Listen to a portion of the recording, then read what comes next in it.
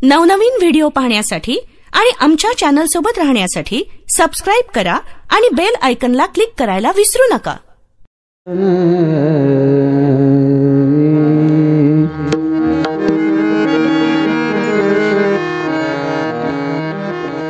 जय जय राम कृष्ण हरे,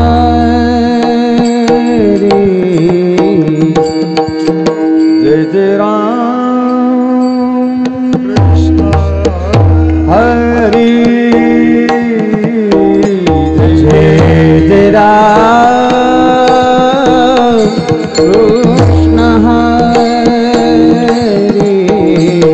जय जय राम कृष्ण हरे, जय जय राम कृष्ण हरे, जय जय राम कृष्ण हरे, जय जय राम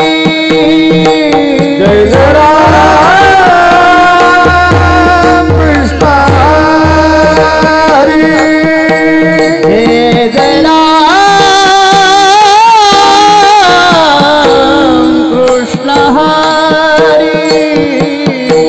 जय जय राम कृष्ण हरे, जय जय राम कृष्ण हरे, जय जय राम कृष्ण हरे, जय जय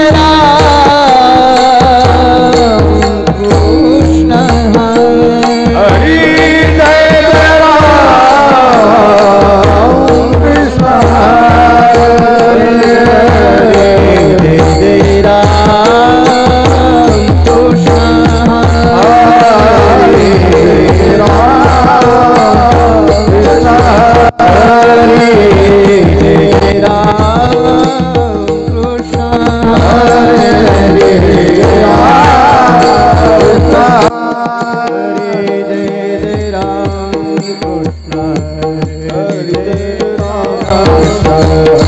हरि जय जय राम कृष्ण हरि जय जय राम कृष्ण जय जय राम कृष्ण जय जय राम कृष्ण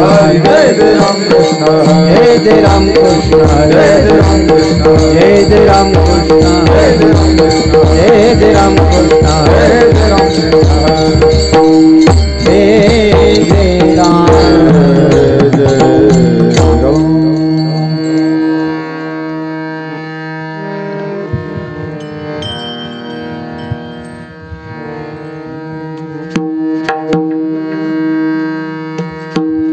सुंदर ते ध्यान उभे विठेबरी,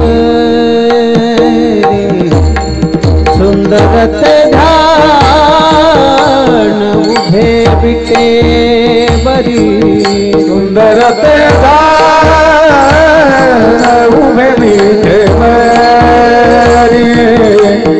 सुंदर ते ध्यान उभे विठेबरी, हे वोनिया कर कटबारी, हे वोनिया तुलसी हार गला कसे पीतांबर, तुलसी हार गला कसे पीतांबर,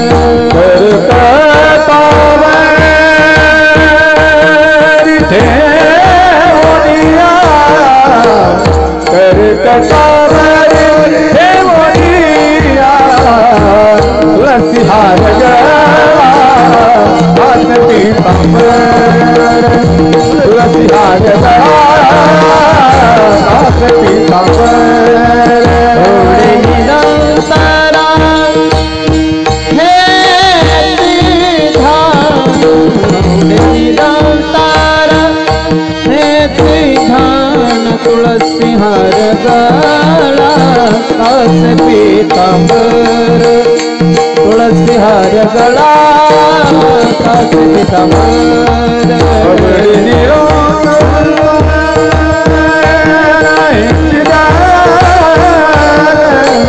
अवरी निरंतर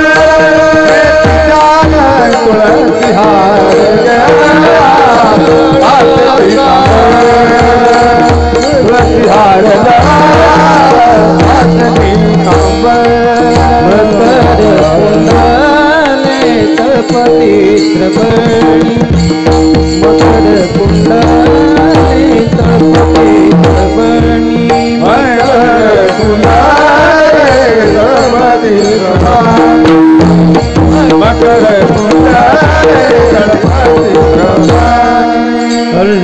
कौस्तुभमणि विराजित कंठी कौस्तुभमणि विराजित तुलसी हार गला कासे पीतांबर तुलसी हार गला कासे पीतांबर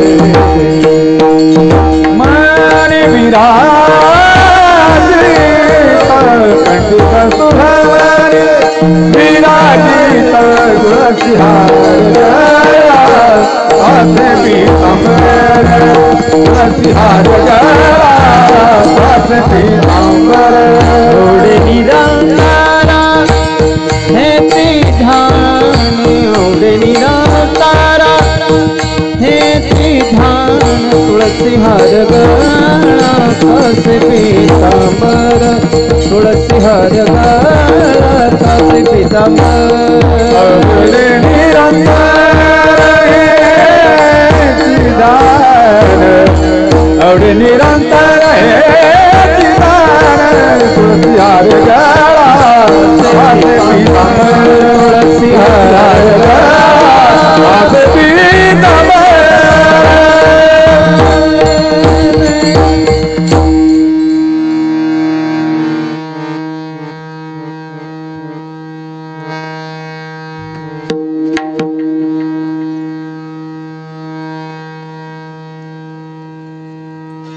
म्हणे माझे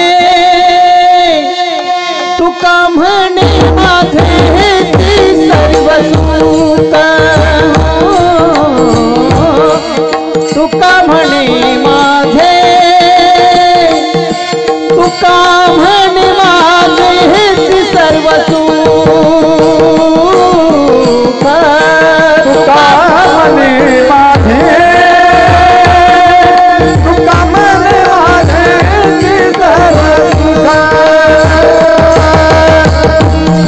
तुका म्हणे माझे तुका म्हणे माझे सर्व सुख तुका म्हणे माझे तुका म्हणे माझे सर्व सुख तुका म्हणे माझे तुका म्हणे माझे सर्व सुख म्हणे माझे तुका म्हणे माझे सर्व सुख तुका म्हणे माझे तुका म्हणे माझे सर्व सुख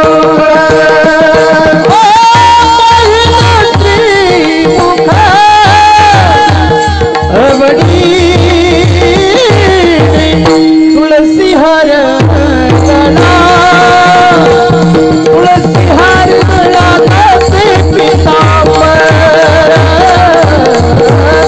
तुलसी हार गला तुलसी हार गला कासे पीतांबर पाहिजे मुख बडी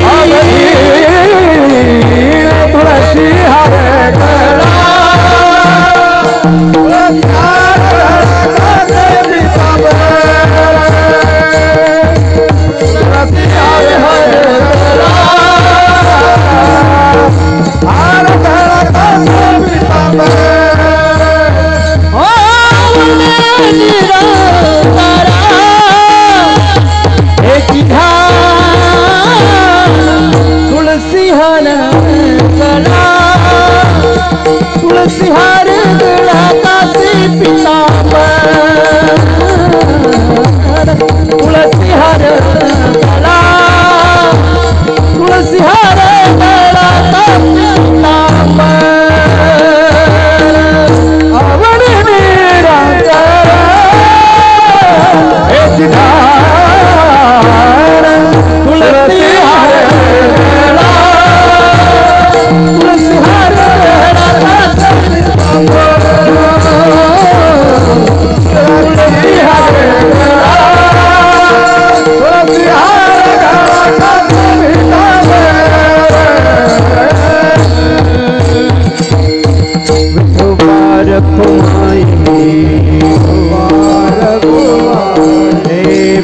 विठोबार कुमारी जय जय विठोबार कुमारी विठोबार कुमारी जय जय विठोबार कुमारी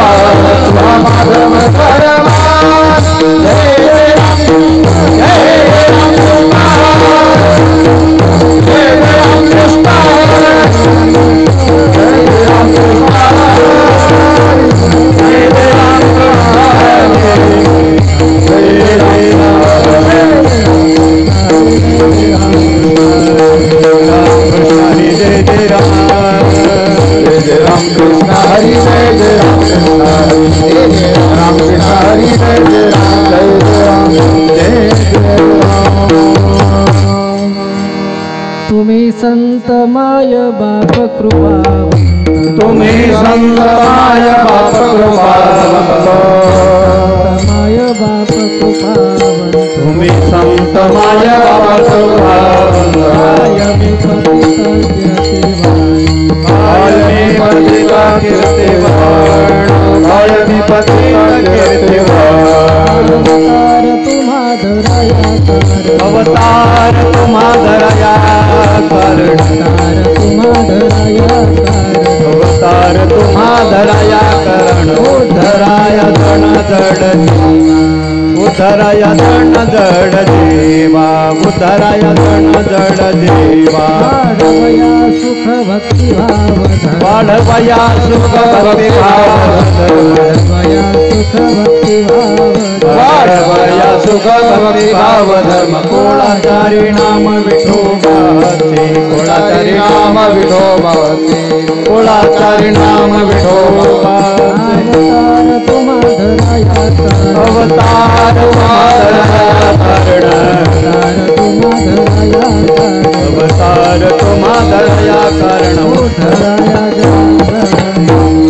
उधराया जन जड देवा उधराया जन जड देवा तुका म्हणे गुण चंदनाचे म्हणे गुण चंदनाचे म्हणे गुण चंदनाचे म्हणे गुण चंदनाचे ऐसे तुम्ही जगी संत जन ऐसे तुम्ही जगी संत जन ऐसे तुम्ही जगी संत जन तुम्हाधराया कारण अवतार तुम्हाधराया कारण तुम्हाधराया कारण अवतार तुम्हाधराया कारण धराया जन जीवा धराया जन जीवा जय जय भगवान जय जय भगवान जय जय भगवान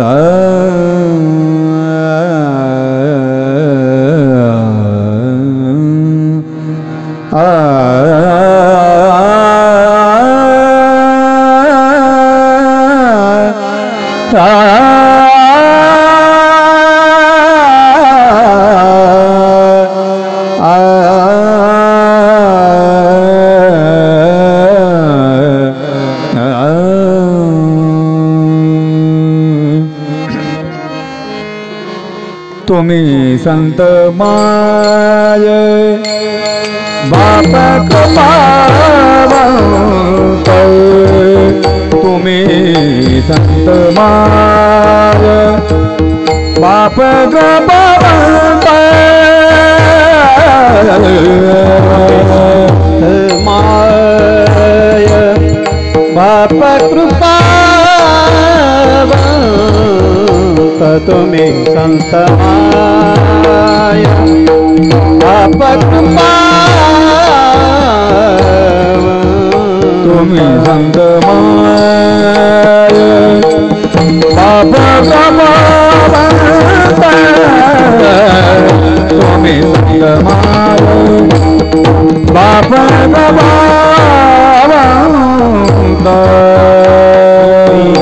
संत माय बाप कृपा संत माय बाप कृपा कायमी पती किरती कायमी पती किरती अवतार तुम्हारा कारण अवतार तुम्हारा कारण विपति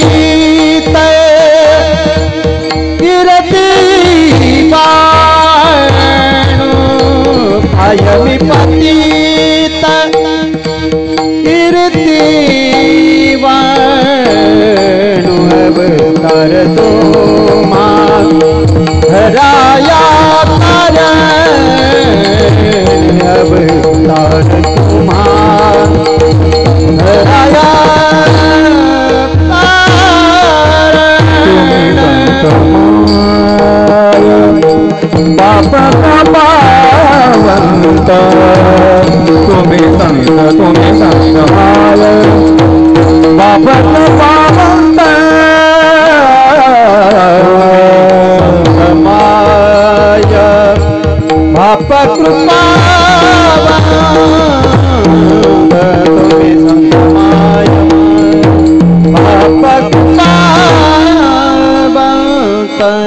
कायमी पती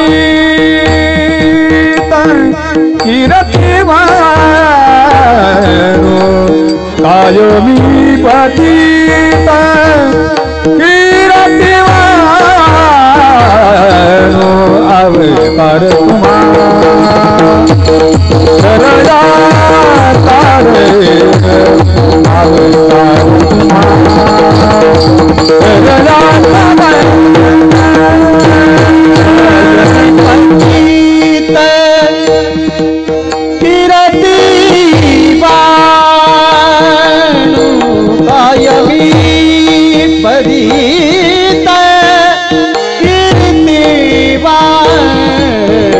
अवतार तुम्हारा धराया कारण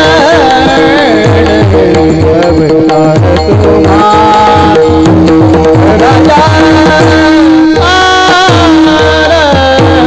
धराया जाना जड़ा जीवा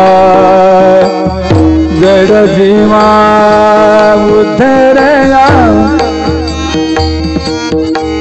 उधरया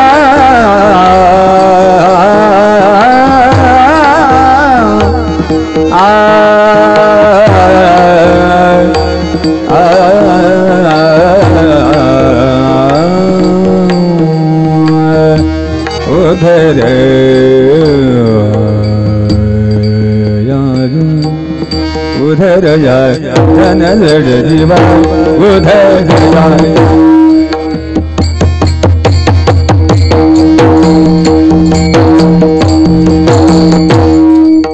उधर जाए रे रे रे रे जीवा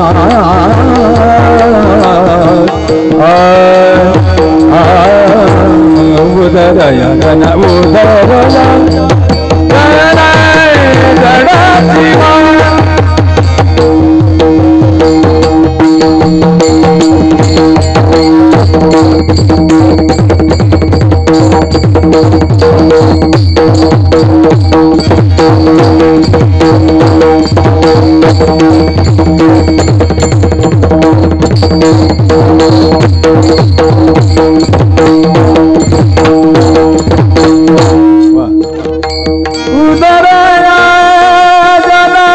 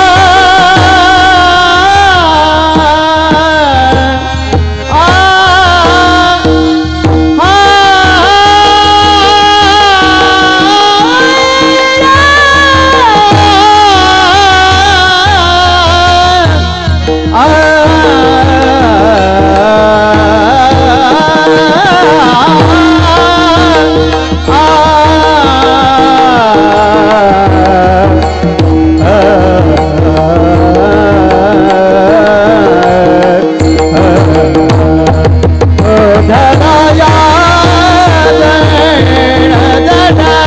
जीवा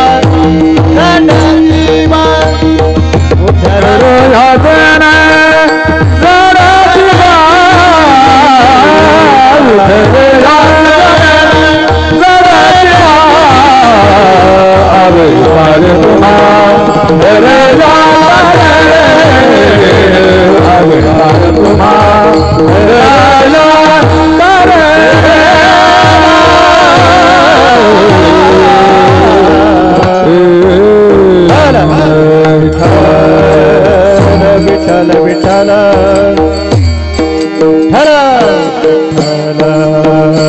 विठ्ठल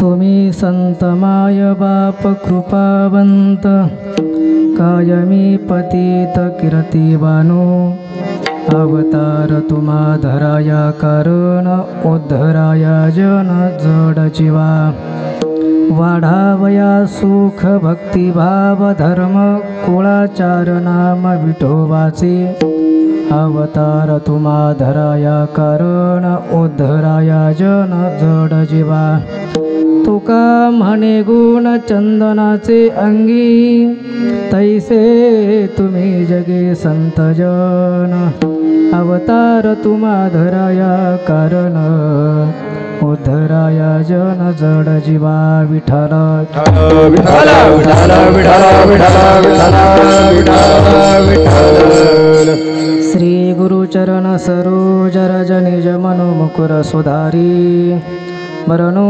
रघुबर विमल जसो जोदायको फलचारी बुद्धिहीन तनु जानिके सुमिरौ पवन कुमार बलबुद्धि विद्या दीहु मोहि हरहु कलेश विकार प्रथम नमन करो गणनाथा उमाशंकराच्या सुता चरणावरी ठेवून माता साष्टांगाता दंडवत दुसरे वंदू शारदा जी चतुरार्णाचात्मजावा सिद्धी पाविजे सहजा तिच्या चरणावजा दंडवत आता बंधू साधू सज्जन नित्य हृदय हरेचे ध्यान विठ्ठल नाम उच्चारण तया माझे दंडवत आता बंधू रंगभूमिका कीर्तने उभे होते लोका टाळ मृदंग श्रोते देखा तया माझे दंडवत ऐसे नमन करुणी सकळा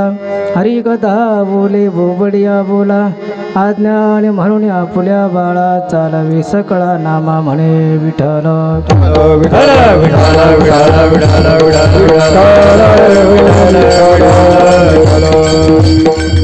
विठ्ठल विठ्ठल पाद स्पर्शं सर्वविष्टितं चुंबितं पुण्यस्थानं सराले स्थितं तं समाधिस्थमूर्तिं नमामि गंगागिरियोगिराजं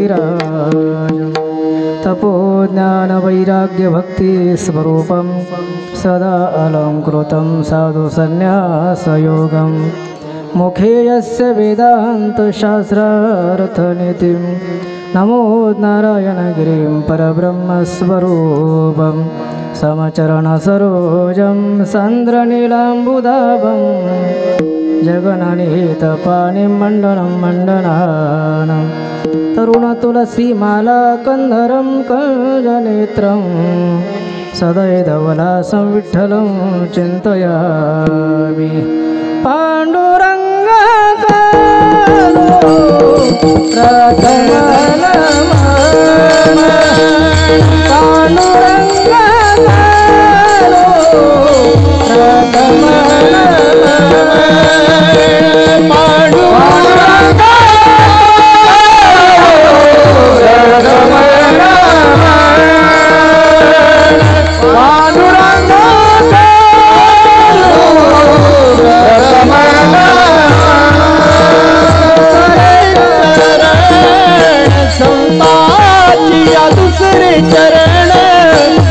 संतातिया त्यांच्या कृपादाने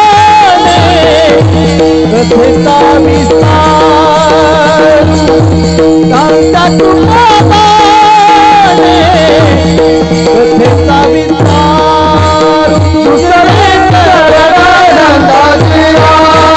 दुसरे करणाऱ्यांचा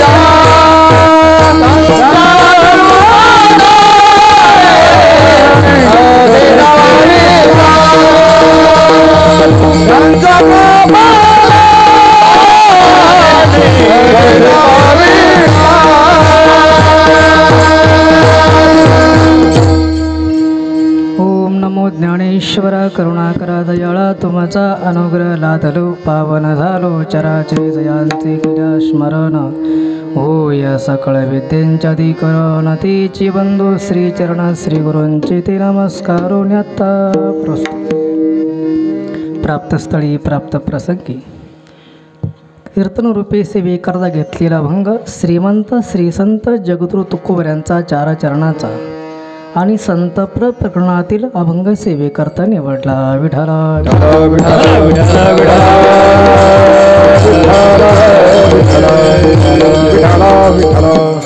श्री संत जगद्गुरु तुकोबराय यांनी या अभंगामध्ये संतांचं वर्णन केलेलं आहे. जगद्गुरु तुकोबरायांच्या अगोदर जेही काही संत होऊन गेले, माऊली ज्ञानोबाराय, नामदेव महाराज, नाथ महाराज, गुरुबा काका, मुक्ताबाई हे जे काही संत होऊन गेले, या संतांचं जीवनचरित्र तुकोबरायांनी बघितलं आणि ते जीवनचरित्र बघून तुकोबरायांनी वर्णन केलं की संतांचं जीवन कसं आहे, संत जगामध्ये कसे वावरतात. ज्याप्रमाणे आई आपल्या मुलावरती प्रेम करते किंवा त्या मुलाकरता जगत असते, त्या मुलाप्रमाणे त्या आईप्रमाणे संत या जगामध्ये वावरत असतात आणि समाजावरती प्रेम करत असतात, त्या समाजावरती कृपा करत असतात. म्हणून तुकोबराय सांगतात की संत जे आहेत, संत या जीवाचे कोण आहेत तर संत हे जीवाचे मायबाप आहेत. नुसतं मायबाप नाही तर कृपावंत मायबाप आहेत. म्हणून जगद्गुरु तुकोबरायांनी त्या संतांकडे बघितलं आणि तुकोबराय सांग तुम्ही संत कसे आहात, तुम्ही संत मायबाप कृपावंत, तुम्ही मायबाप आहात पण नुसते मायबाप नाही तर कृपावंत मायबाप आहात. आणि असे जे कृपावंत मायबाप संत आहेत, अशा संतांचं मी काय वर्णन करावं, काय मी पतित किरतीवानू, अशा संतांचं मी पतितानं काय वर्णन करावं, त्यांचं काय वर्णन, कीर्ती काय वर्णन करावे. कारण संत या जगामध्ये येतात, त्या जगाच्या उद्धारा करता येतात. या मृत्यू लोकामध्ये जगामध्ये संत आल्यानंतर काय करतात, त्यांचा अवतारच कशा करत आहे, तर त्यांचा अवतार या जड जीवांच्या उद्धारा करत आहे. मग संत अवतार कशा करता घेतात, तर तुकोबराय सांगतात, अवतार तुम्हा धराया कारण, काय कारण, उद्धराया जन जड जीवा. या जड जीवांच्या उद्धारा करता संत अवतार घेतात. यांचा उद्धार केल्यानंतर संत काय करतात, तर महाराज सांगतात संत भक्ती वाढवण्याचं काम करतात, नाम वाढवण्याचं काम करतात. आणि त्या भगवंताचं नामचिंतन आहे सतत मुखानं घेत असतात, ते नाम वाढवण्याचं कार्य संत करतात. वाढावया सुख भक्तिभाव धर्म कुळाचार नाम, विठोबाची भाव वाढवतात, भक्ती वाढवतात, भगवंताचं नाम वाढवतात.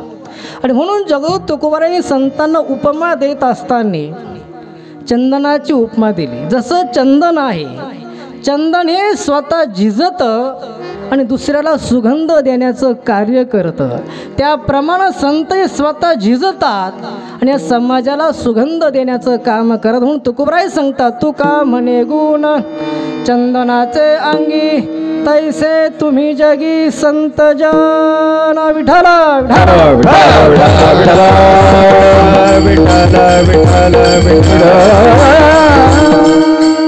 सेवेला सुरुवात करण्यापूर्वी थोडासा परिहार देणं महत्त्वाचं आहे. तालुका वैजापूर श्री क्षेत्र कापूस वाडगाव या ठिकाणी सद्गुरू युगराज गंगागिरीजी महाराजांच्या पदस्पर्शाने पावन झालेली भूमी आहे, त्यांच्या वास्तव्यानंही पावन झालेली भूमी आहे. आणि अशा संत महात्म्याला ज्या मातोश्रीनं अवतारला घातलं किंवा जन्माला घातलं, जन्म म्हणण्यापेक्षा अवतार म्हणाले, कारण संतांचा अवतार असतो, त्यांना पूर्ण माता यांच्या पुण्यतिथीच्या निमित्तानं हा सालावात प्रमाण गेली अनेक वर्षापासून हा नाम सप्ताह, अखंड हरिनाम सप्ताह तथा ग्रंथराज ज्ञानेश्वरी पारायण हरिपाठ कीर्तन हा महोत्सव या ठिकाणी गेली अनेक वर्षापासून पार पडतोय. मी आल्यानंतर विचारलं की हा सप्ताह किती दिवसापासून चालू आहे. आमच्या कोणी सांगितलं की आम्हालाही आठवत नाही, तेव्हापासून हा नाम सप्ताह चालू आहे. आणि सद्गुरू नारायणगिरी महाराजांचं तेव्हापासून एकादशीचं कीर्तन काल्याचं कीर्तन चालूच आहे. हा नाम सप्ताह त्या मातोश्री गेल्यापासून हा नाम सप्ताह या ठिकाणी चालू आहे. त्यांची पुण्यतिथी हा समस्त ग्रामस्थ गावकरी मंडळी करत आहेत. विठाला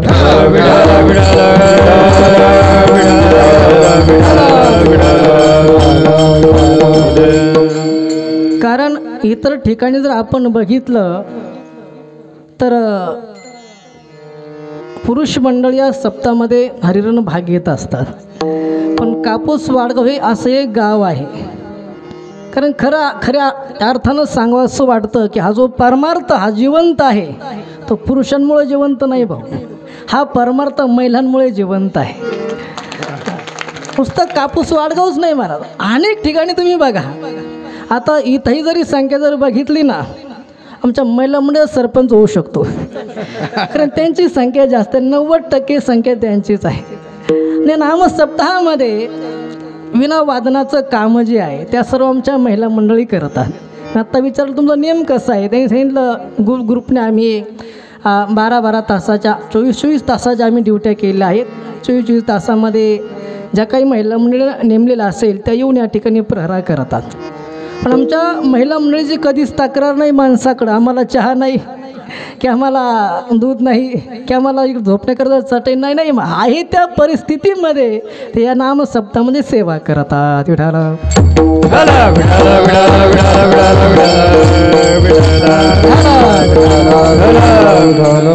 आणि हा सप्ताह वाढवण्याचं काम जे सर्व तरुण मंडळींनी केलं आणि सर्व तरुण मंडळी या ठिकाणी झटत आहेत. कोणतंही कार्य असेल त्या कार्यकर्ता कोणीतरी पुढं व्हावं लागतं. कार्यक्रम सामुदायिक आहे पण तरीसुद्धा करणारं कोणीतरी लागतं. म्हणून आमची सर्व तरुण मंडळी या ठिकाणी धावपळ करतायत. हा कार्यक्रम सुंदर व्हावा या धावपळ करतायत, धडपड करत आहेत. म्हणजे सर्व तरुण मंडळी आहेत त्यांना मी एकदा धन्यवाद देईल. ज्यांच्याकडे सुंदर अशी भोजनाची व्यवस्था झाली आपण काय म्हणतो गुरुच्या घरी कुठं सत्यनारायण असतं का?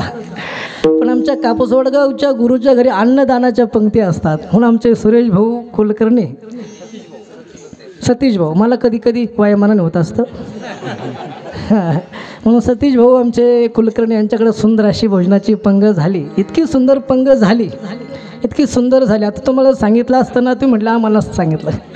पुन्हा खूप सुंदर पंगत झाली, त्यांनाही खूप खूप धन्यवाद आहे. आणि कार्यक्रमाकरता कार्यक्रम जे रंगतं ना, आपण म्हणतो रात्री कीर्तन खूप रंगलं, हो ते कीर्तनकारामुळे नाही रंगलं, हे सर्व साथीदारांमुळे रंगलं आहे की नाही?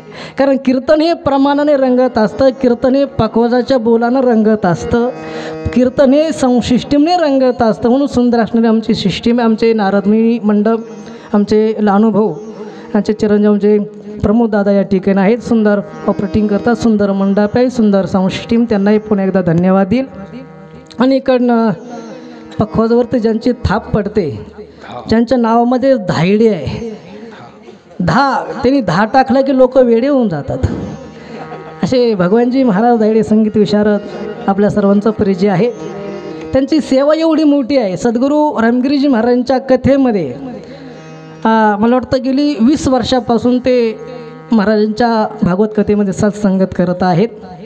ती आज या ठिकाणी आपल्याला लाभले, आपलं गावकऱ्यांचं मोठं भाग्य आहे. दुसरे आमच्याकडनं संगीत विशारद, ज्यांची लहानपणापासूनच आपल्या गावाला ओळख आहे, सायकलपासून ओळख आहे. त्याने आता सांगितलं, एकदा असं पडलो म्हणे, घरी जाऊन अंग शेकावं लागलं. इतके म्हणजे लहानपणापासून या गावावरती असणारं त्यांचं प्रेम आहे. संगीत विशारद त्या व्यक्ती चंद्रकांतजी महाराज सावंत ते या ठिकाणी उपस्थित आहेत, त्यांना धन्यवाद. गेली 2 वर्षापासून आपल्याला सुंदर अशी गायनाची जी सेवा देतात, ज्यांचा आवाजही गोड आहे, स्वभावसुद्धा अतिशय गोड आहेत, आमचे संगीत विशारद बाबुरावजी महाराज जाधव ते या ठिकाणी उपस्थित आहेत. पिणेकरी महाराज आहेत, तुळशीवाल्या माता आहेत, पाठिंबा असणारे आमचे बालगोपाल मित्रमंडळ आहेत, आमचे तरुण मित्रमंडळ या इकडं आहेत. इकडनं आमचे बालमित्र गोपाळ मंडळ आहेत, इकडनं आमचे विरगावकर आमचे महाराज या ठिकाणी, अप्पा महाराज कलापूर येथे या ठिकाणी आहेत, त्यांनाही मी धन्यवाद देईन. इकडं आमचे थेटे पाटील आहेत, इकडं आमचे पप्पूदादा तोडुमाल आहेत, आणि समोर सर्व महिला मंडळ, पुरुष मंडळ, सर्वच आमचे गावचे जे पोलीस पाटील या ठिकाणी आहेत, विजय पाटील हराडे त्या पोलीस पाटील आहेत ते या ठिकाणी आहेत, त्यांना मी धन्यवाद देईन. सर्वांच्या चरणावरती नतमस्तक पुन्हा एकदा गुरुंना धन्यवाद देतो, कीर्तनाला सुरुवात करतो. विठाला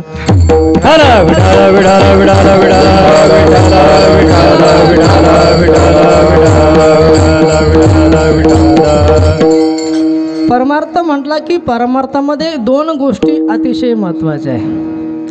परमार्थामध्ये 2 गोष्टी अतिशय महत्त्वाच्या, एक म्हणजे देव आणि दुसरे म्हणजे संत.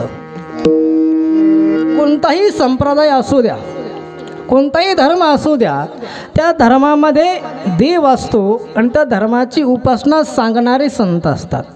धर्म कोणता असू द्या, तो धर्म जीवाच्या कल्याणाकरताच आहे. कोणताच धर्म असा नाही की तो माणसाला वेगळ्या वळणाकडे घेऊन जाईल. कोणताही धर्म असू द्या, कोणताही संप्रदाय असू द्या, तो जीवाच्या कल्याणाकरताच आहे. आणि म्हणून प्रत्येक संप्रदायामध्ये उपास्य देव आहे, दैवत आहे, आणि त्या दैवताची भक्ती कशी करायची याचं मार्गदर्शन करणारे संत आहे. विठाला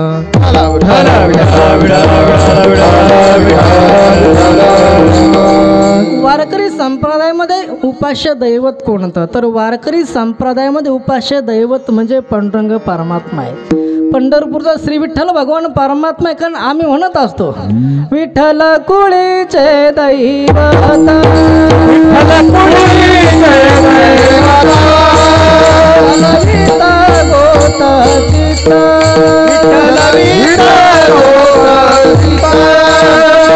पुण्य आणि पुरुषार्थ,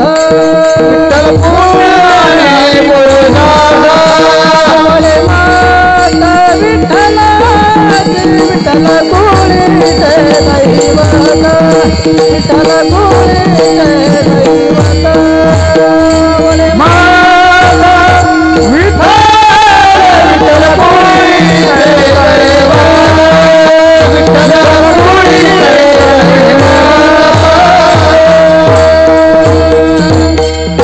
विठ्ठल कुळीचे दैवत, विठ्ठली काय आहे तर वारकरी संप्रदायाचं दैवत श्री विठ्ठल आहे आणि त्या विठ्ठलाची भक्ती कशी करायची याचं मार्गदर्शन करणारे संत आहेत माऊली ज्ञानोबा आहेत, जगद्गुरु तुकोबा आहेत, नामदेव महाराज आहेत, जनाबाई आहेत, मुक्ताबाई आहेत, संत श्रेष्ठ सावता महाराज, अनेक जे संत आहेत ते संत वारकरी संप्रदायाचे त्या भगवंताची उपासना कशी करायची, ती भक्ती कशी करायची याचं मार्गदर्शन करणारे संत आहेत. आणि मग जगद्गुरु तुकोबा संतांचं वर्णन करत आहे. पण संतांचं वर्णन करत असताना यांना उपमा देतात की संत या जगाचे मायबाप आहेत. पण कसे मायबाप आहेत तर महाराज सांगतात कृपावंत मायबाप आहेत.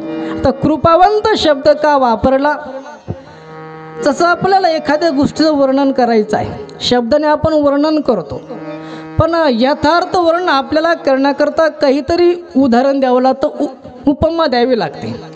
समजा आपण जर म्हटलं की एखादा मनुष्य आमच्या गावामध्ये फार दानशूर आहे, फार दानशूर आहे, पण किती दानशूर आहे, मग आता हे सांगण्याकरता कर्णाचं नाव पुढे येतं. कर्णाचं कारण माणसं म्हणतात अहो आमच्या गावचा मनुष्य इतका दानशूर आहे, किती दानशूर आहे तर कर्णासारखा दानशूर आहे. कारण दान देण्यामध्ये कर्णाचं नाव एक नंबरला येत असतं. महाराज बघा, जेव्हाही दानाचा विषय येतो तेव्हा भगवान परमात्मा सांगतात की कर्णासारखा उदार कोणी नाही, कर्ण दानशूर आहे.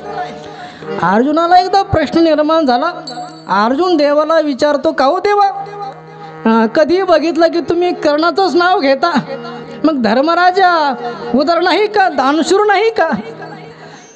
भगवंत सांगितलं कोण म्हणतं दानशूर नाही, आहे ना दानशूर, पण कर्णा इतके दानशूर नाही.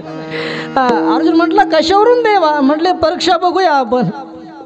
भगवान परमात्मा अर्जुन दोघांनी ब्राह्मणाचा वेश घेतला. ब्राह्मण वेशामध्ये आणि धर्मराजाच्या द्वारामध्ये गेले. भिक्षाम देही. धर्मराजाने बघितलं कुणीतरी ब्राह्मण देवता आहे, समोर आले, हात जोडले, काय सेवा करू? आणि काही नाही, आमची भोजनाची वेळ झाली आहे, आम्हाला भोजन करायचं आहे, पण भोजनाकरता काहीतरी भोजन तयार करण्याकरता शस्त्र सामग्री पाहिजे, काहीतरी शिदा सामग्री पाहिजे. धर्मराज आतमध्ये गेले, शिदा सामग्री दिली. सांगितलं हो शिदा सामग्री दिली तुम्ही, पण बाहेर पाऊस चालू आहे, स्वयंपाक करायचा आहे, आम्हाला वाळलेली चंदनाची लाकडं पाहिजे. धर्मराजाने विचार केला आपल्याकडं तर बाहेर तर पाऊस चालू आहे, लाकडं आहेत आपल्याकडे, पण ओली झाली, तर वाळली लाकडं कुठं मिळायची? म्हटले वाळलेली चंदनाची लाकडं माझ्याकडे नाही मिळणार. म्हटले मग तुमची शेदा सामग्री नको आम्हाला, देऊन टाकली मागे. पुन्हा स्वारी निघाली कर्णाच्या द्वारी. कर्णाच्या द्वारामध्ये आल्यानंतर त्यांनी पुन्हा तिथे भिक्षाम देही. कर्णाने बघितलं कोणीतरी ब्राह्मण देवता अतिथी आहे, बाहेर आले, हात जोडले, काय सेवा करू? म्हणले काय नाही, आम्हाला भोजन करायचं आहे, शिदा सामग्री पाहिजे. शिदा सामग्री दिली. शिदला हो पण बाहेर पाऊस चालू आहे, स्वयंपाक करण्याकरता मग लाकडं पाहिजे, पण चंदनाची वाळलेली लाकडं पाहिजे.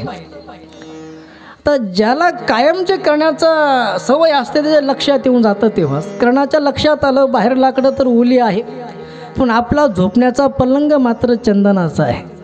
कर्णाने काही विचार न करता झोपण्याचा पलंग तोडला आणि तो त्या ब्राह्मण देवताला देऊन टाकला. आणि मग तिथून गेल्यानंतर भगवंताने सांगितलं अर्जुनाला, अर्जुना मला सांग धर्मराजाकडे चंदनाचा पलंग नव्हता का? म्हणले होता. मग दिला नसता का? दिलाही असता, पण वेळेवरती सुचलं का? वेळेवरती कुणाला सुचलं? कर्णाला सुचलं. म्हणून कर्ण हा दानशूरामध्ये कर्ण एक नंबरला आहे. विठारा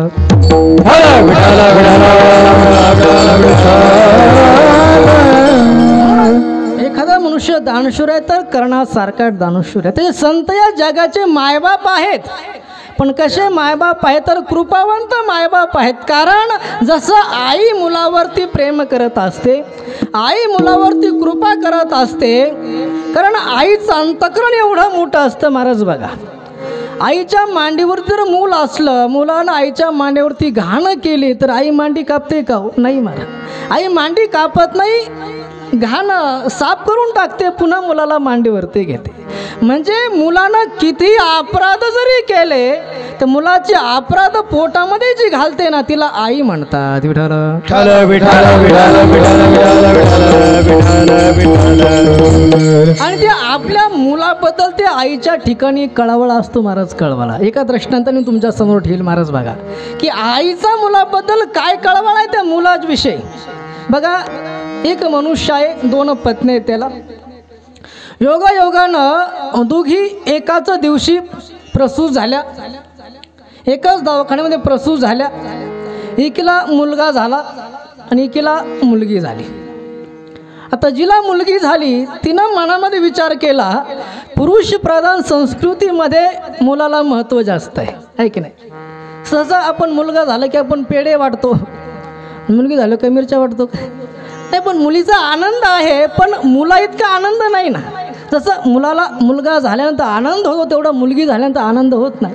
हिला असं वाटलं की आपल्याला मुलगी झाली, आपल्याला घरामध्ये दुय्यम स्थान मिळेल, हिच्या मुलाला बहुतेक जास्त मान मिळेल, हिलाही मान मिळेल, मला दुय्यम स्थान मिळेल, मला मान मिळणार नाही. तिच्या मनामध्ये असा विचार आला. थोड्या वेळानं जिला मुलगा झाला ती काही कामानिमित्त बाहेर गेली. जिला मुलगी झाली तिनं काय केलं, आपली मुलगी उचलली, तिच्या खाटवरती ठेवली आणि तो मुलगा उचलला आणि आपल्या खाटवरती आणला. तुम्हाला माझी भाषा कळते ना तुम्हाला. हां, हिनं काय केलं, आपली मुलगी उचलली, तिच्या खाटवरती ठेवली, तो मुलगा उचलला, आपल्या खाटवरती आणून ठेवला. थोड्या वेळानं जिला मुलगा झाला ती आली, खाटवरती बसली, बाळाकडं लक्ष गेलं, लक्षात आलं मला तर मुलगा झाला होता, मुलगी कशी आपल्या खाटेवरती. तिच्या लक्षात आलं की सवतीनं हे कारस्थान केलं आहे. सवतीचं कारस्थान तिच्या लक्षात आलं. तिनं ती मुलगी उचलली, तिच्या खाटेवरती ठेवली, तो मुलगा उचलला. पण मुलगा उचलून आणत असताना ती भांडायला. ती म्हणली, अगं माझा मुलगा आहे, तू कसा उचलते. ती म्हणली, अगं मुलगा माझा. ही म्हणते मुलगा माझा आहे. मुला करतो दोघी भांडायला लागल्या. आता मग स्त्रियांचं भांडण जर एकदा सुरू झालं ना, आमच्या गावात एका सवतीचं भांडण झालं. सवतीचं अख्खं गाव सांगून वैतागलं, पण याचं भांडण काय संपन्न भाऊ. नवीनच शिव्या, इतक्या शिव्या येतात, तितक्या शिव्या येतात. आता मला येत नाही ना, तर सांगितल्या असत्या. अहो त्यांचं भांडण, इतकं भांडण विकोपाला गेलं. पती आला, पतीनं सांगितलं काय भांडतं. ही म्हणते मुलगा माझा, ही म्हणते नाही मुलगा माझा आहे. पतीनं समजून सांगण्याचा प्रयत्न केला, अगं मुलगा काय मुलगी काय, जिचा मुलगा आहे त्यानं मुलगा घ्या, जिची मुलगी असते ना मुलगी घ्या. पण या दोघी ऐकायला तयार नाही. जुन्या काळामध्ये बहुतेक भांडणं गावातच मिटवत असत. पूर्वी पोलीस पाटील असायचे गावामध्ये भांडणं मिटवण्याकरता. भांडण केलं पोलीस पाटलाकडं, पोलीस पाटलाने समजून सांगण्याचा प्रयत्न केला, पण बाया ऐकायलाच तयार नाही. शेवटी भांडण कोर्टामध्ये गेलं, न्यायाधीश साहेबांकडं गेलं. न्यायाधीश साहेबांनी दोघीला समजून सांगण्याचा प्रयत्न केला. मुलगा काय मुलगी काय, जिचा मुलगा आहे त्यानं मुलगी घ्या, जिचा मुलगा असेल त्यानं मुलगा घ्या. दोघी ऐकायला तयार नाही. आता न्यायाधीश साहेब आहे, त्यांनी तो मुलगा टेबलवरती ठेवला. त्यांनी सांगितलं, तुम्ही दोघी म्हणता मुलगा माझा आहे, एक काम करतो, त्या मुलाचे 2 तुकडे करतो, दोघीला 2 वाटून देतो. तर जिचा मुलगा होता तिचा चेहरा उतरला महाराज. न्यायाधीश साहेबांच्या लक्षात आलं ह्या मुलाची खरी आई कोणती आहे. पण आणखी खात्री पटण्याकरता न्यायाधीश साहेबांनी काय केलं, हातामध्ये धारदार तलवार घेतली. सांगितलं 5 म्हणेपर्यंत सांगा हा मुलगा कोणाचा आहे. तर नाही सांगितलं तर मुलाचे तुकडे करतो. न्यायाधीश साहेबांनी सुरुवात केली, 1 2 3 4 5 म्हणण्याच्या आत जिचा मुलगा होता ते सांगितलं, साहेब पाहिजे तर मुलगा तिला द्या, पण मुलाला मारू नका. न्यायाधीश साहेबांच्या लक्षात आलं की ज्या आईला मुलाबद्दल कळवळा येतो तीच या मुलाची आई. लेकुराचे हिता, लेकुराचे हिता, लेकुराचे हिता, लेकुराचे हिता, लेकुराचे हिता, लेकुराचे हिता, लेकुराचे हिता.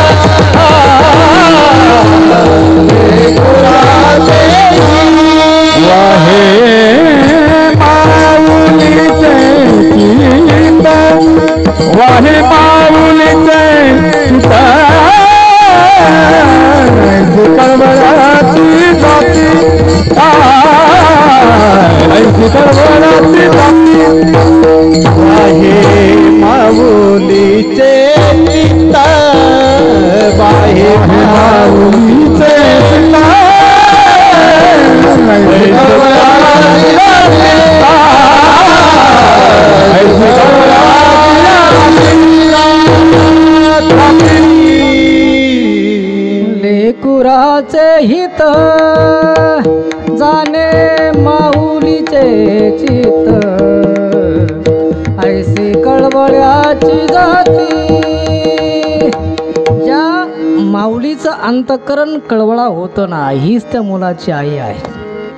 तसं आईचं जे प्रेमच्या मुलाबद्दल आहे ना, किंवा मुलानं किती अपराध जरी केले ना, ते अपराध पोटामध्ये सहन करती आई आहे. कारण मुलगा कसाही असू द्या, आतापर्यंत कुपुत्र जन्माला आले, पण कुमाता मात्र अजून जन्माला आली नाही. माता त्या मुलाचं हितच इच्छित असते. महाराज बघा, एक माता आहे, लहानपणी पती वारले, मुलगा झाला आणि पती वारले. त्या आईनं त्या मुलाचं शिक्षण केलं, नोकरी व्यवसाय लावलं, मुलाचं लग्न झालं, मुलगा शहरामध्ये राहतो, आई खेड्यामध्ये राहते. काही दिवसांनी मुलानं सांगितलं, आई तू चल माझ्याबरोबर ठिकाणी राहण्याकरता, खेड्यामध्ये कुठपर्यंत राहते, तुझं वय झालं आता. आई शहरामध्ये राहते, मुलगा आणि सून दोघंही नोकरी करत आहेत. शेवटी वय झालं, आई आजारी पडली, टी व्ही सारखा आजार आईला झाला, आई सारखी खोकते आहे. त्या सुनबाईनं विचार केला, दिवसभर ड्युटीवरती काम करायचं, थकून भागून यायचं, घरी आल्यानंतर कुठं आराम मिळाला पाहिजे, तर आईसारखं खोकत राहते. तिनं पतीला सांगितलं, हो दिवसभर ड्युटीवरती काम करायचं, थकून भागून माणसं येतात, घरी आल्यानंतर आराम मिळाला पाहिजे, तर तुमच्या आई सारखं खोकत राहते, आराम मिळत नाही. आईला गावाकडे नेऊन घाला. तो म्हटला, अगं असं करता येणार नाही, कारण माझे लहानपणी वडील वारले, आईनं सर्व काही केलं, शिक्षण केलं, मला नोकरी व्यवसायाला आलं, आज मी नोकरी करतोय, ते आईमुळंच नोकरी करतोय, असं करता येणार नाही. ती म्हटली, मग मला काही इथं राहता येणार नाही, मला सण होणार नाही. एक तर तुम्ही आणि तुमची आईच राहा, नाहीतर आपण दोघे राहू, काय जमतं तुम्हाला निर्णय घ्या. त्याला 2 दिवसांनी तुला सांगतो. शेवटी यानं विचार केला, आता आई म्हातारी झाली, पिकलं पान काहीतरी गळून पडणार आहे, पण ही पत्नी जर सोडून गेली आपला संसार कसा होणार आहे. त्याने विचार केला, ठीक आहे 2 दिवसांनी आपण आईला कुठे बाहेर सोडून येऊ. दुसऱ्या दिवशी त्यानं आईला सांगितलं, आई आपल्याला बाहेर गावी फिरायला जायचं आहे. ठीक आहे, आईनं बॅग भरली, मुलानं आईला घेतलं.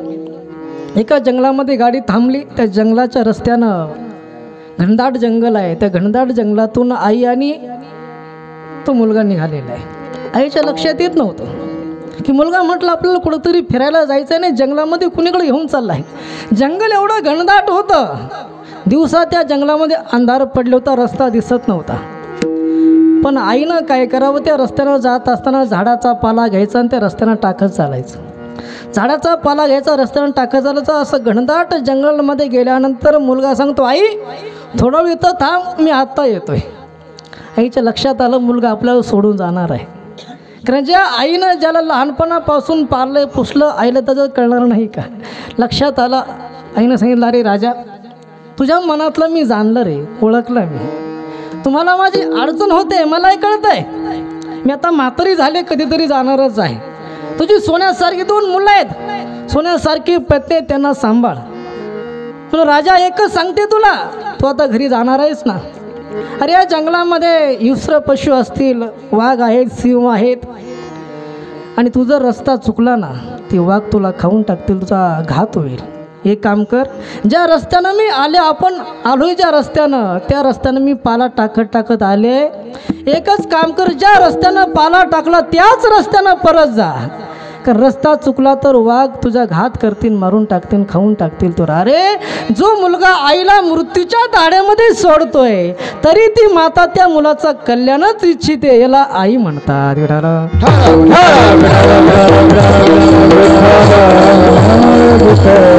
जसं आई त्या मुलावरती प्रेम करत, संत या जागावरती प्रेम करत, जसं आई मुलावरती प्रेम करते, तद्वत संत या समाजावरती, या जागावरती प्रेम करतात. म्हणून तुकोबराय सांगते, संत कोण आहेत, तर संत या जगाचे मायबाप आहेत. म्हणून संताकडे बघून तुकोबराय सांगतात, तुम्ही संत मायबाप नव्हे तर कृपावंत मायबाप आहेत. अभंगाचं प्रथम चरण आहे, तुम्ही संत माय बाप कृपावंत, तुम्ही संत माय बाप कृपावंत, तुम्ही संत माय बाप कृपावंत, तुम्ही संत माय बाप कृपावंत.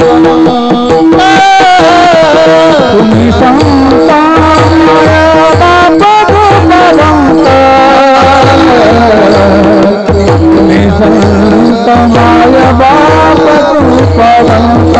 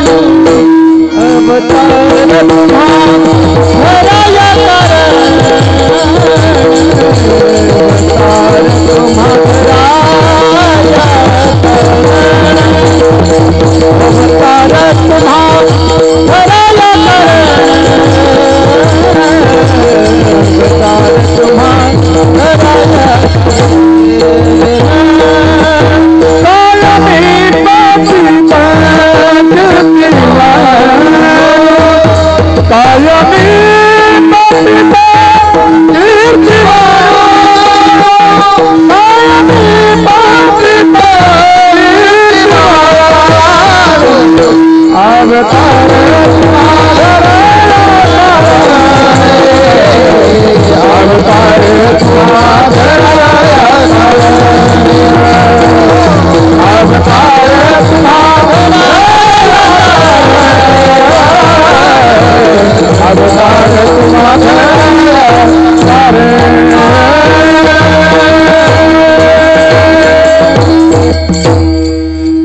संत माया बाप कृपावंत संत माय बाप कृपावंत तुम्ही संत माय बाप कृपावंत.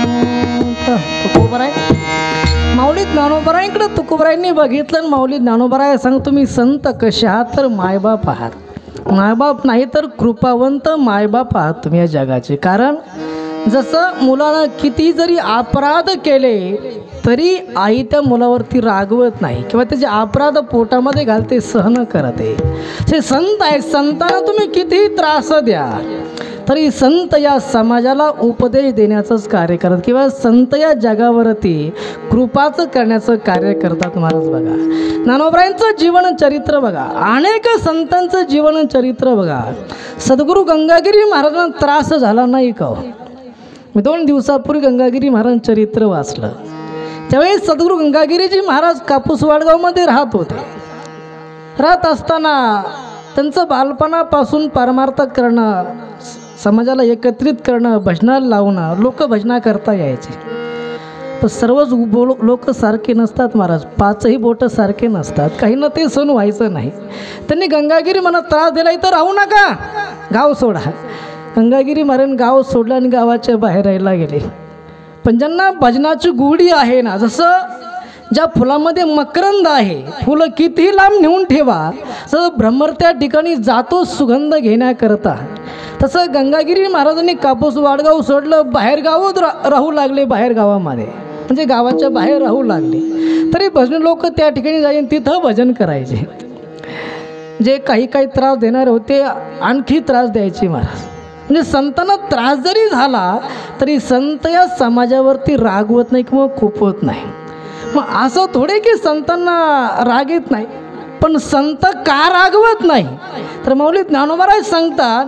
माऊली ज्ञानोबराय विश्वाला आपलं घर समजलं. हे विश्वाचे माझे घर, ऐसी मती जयाची स्थिर, किंबहुना चराचर आपण झाला या विश्वाला माझं घर म्हणले. माझं घर आहे.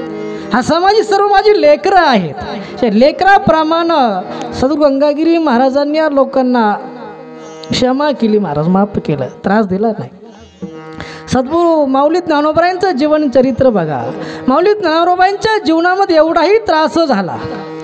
विसोबा खेचर नावाचे ग्रस्त आहेत. माऊली ज्ञानोबरायांनी इंद्रायणीवरती स्नान करता गेले तर त्यांनी म्हणावं, अरे तुम्ही संन्याशाची मुलं आहात आणि तुम्ही इंद्रायणी पाठवायला येता का इथं? तुला किती वेळा सांगितलं येऊ जाऊ नको, स्नान कर, तरी येतोस तू. एक दिवस माऊली ज्ञानोबराय सकाळी सकाळी इंद्रायणीवरती स्नान करता आलेले विसोबा खेचरांनी बघितलं. त्यांच्या तळपायाची आग मस्तकाला गेली. अरे काय करायला, किती वेळा सांगितलं हे जाऊ नको.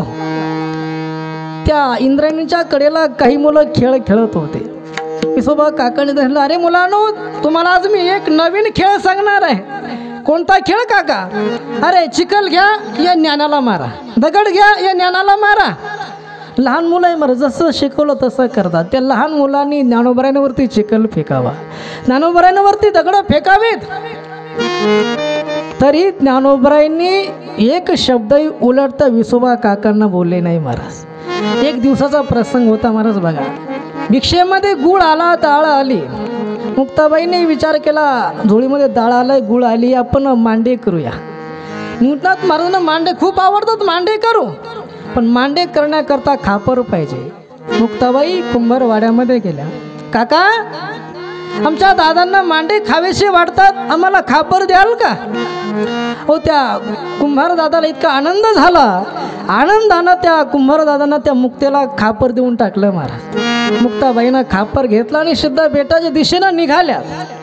रस्त्यामध्ये पुन्हा विसोबा काकांची भेट झाली.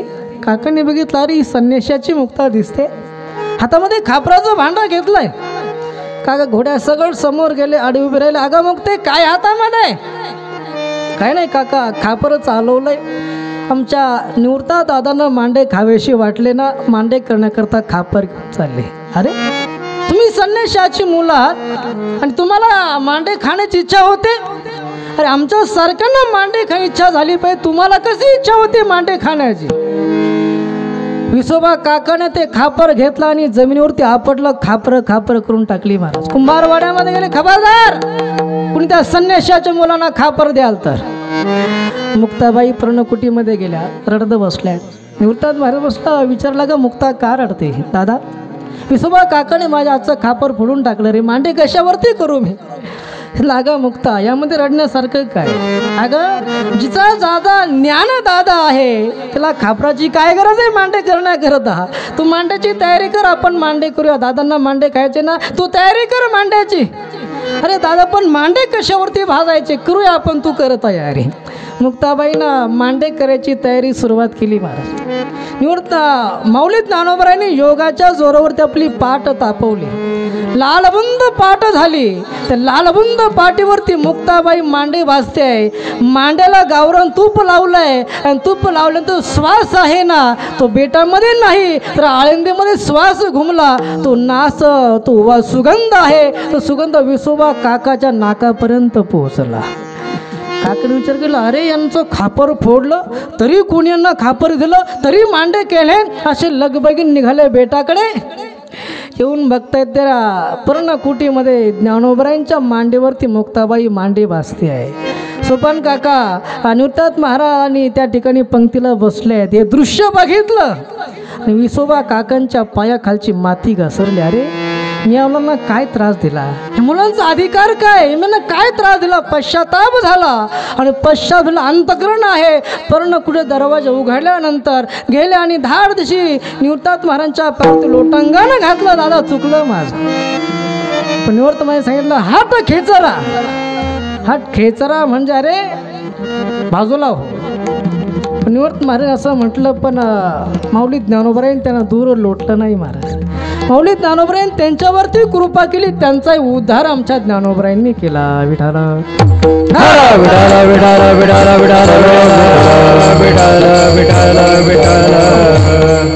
माणसावरतीच कृपा केली एवढं नाही महाराज, तर रेड्यावरती सुद्धा माऊली ज्ञानोबरायांनी कृपा केली.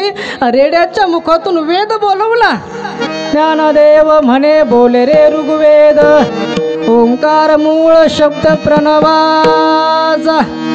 रेड्याच्या मस्तकावरती ज्ञानोबरायांनी हात ठेवला, त्याच्यावरती कृपा केली आणि त्याच्या मुखातून वेद बोलवला. काही काही शहाणे लोक म्हणतात तो रेडा नसेल, रेड्या आडनावाची माणसं असते. अरे रेड्या नाही, रेडाच होता.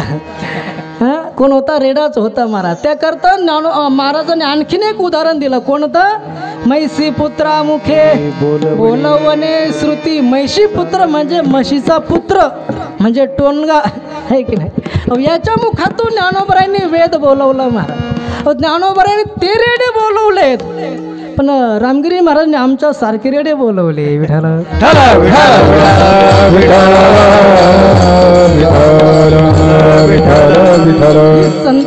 संतांची दया ही संतांची कृपा आहे. म्हणून माऊली ज्ञानोबरांनी जीवनामध्ये अनेकांवरती माऊली ज्ञानोबरांनी कृपा केली.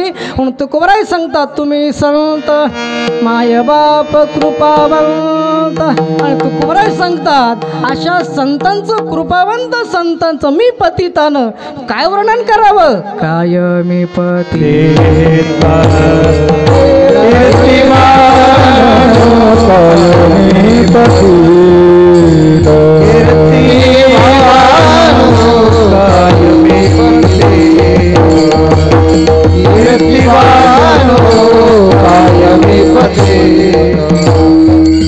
तुम्ही संत माया बाप कृपावंत. तुम्ही संत माया बाप कृपावंत. तुम्ही संत माया बाप कृपावंत. तुम्ही संत माया बाप कृपावंत. तुम्ही संत माया बाप कृपावंत. तुम्ही संत माया बाप कृपावंत. तुम्ही संत माया बाप कृपावंत. तुम्ही संत माया बाप कृपावंत. कायमी पतित कीर्तिमान.